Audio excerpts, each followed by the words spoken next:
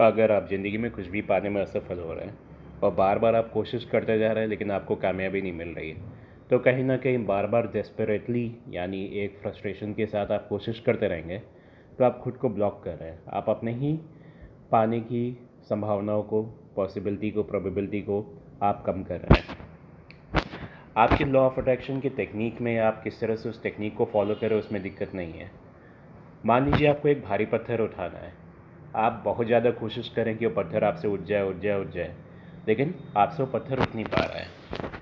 आपने फिर डिसाइड कर लिया कि ये पत्थर मुझसे उठ पाना संभव नहीं है, ये पॉसिबल नहीं है कि मैं इस पत्थर को उठा पाऊँ, मेरे बस का ही नहीं है।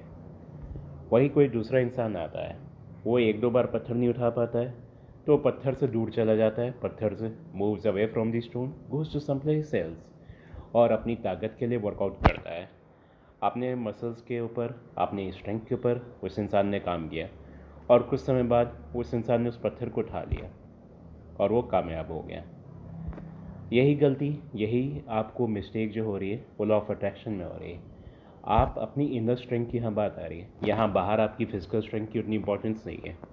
जो इम्पोर्टेंस है आपकी इनर स्ट्रेंथ, और आपकी इनर स्ट्रेंथ कहाँ से आती है? आपका खुद के ऊपर और यूनिवर्स के ऊपर कितना बिलीफ है, कितना आप उसके ऊपर यकीन करते हैं, कितना आपको उसके ऊपर कॉन्फिडेंस है, आपको कितना उसके ऊपर भरोसा है। यहाँ से आपकी इनर स्ट्रेंथ आती है, खुद के ऊपर और यूनिवर्स के ऊपर से।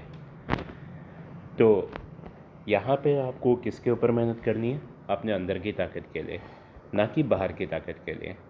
और इसके लिए बहुत ही सिंपल 3 प्रैक्टिसेस हैं, और वो सबसे इम्पॉर्टेंट है ग्रैटिट्यूड, जो आपके पास ऑलरेडी है उसके लिए थैंक्स कहना। इससे आपके सबकॉन्शियस में एक प्रोग्रामिंग होगी that you already have a lot. आप एक लैक की फ्रिक्वेंसी से मूव ऑन करके you go to the frequency of abundance.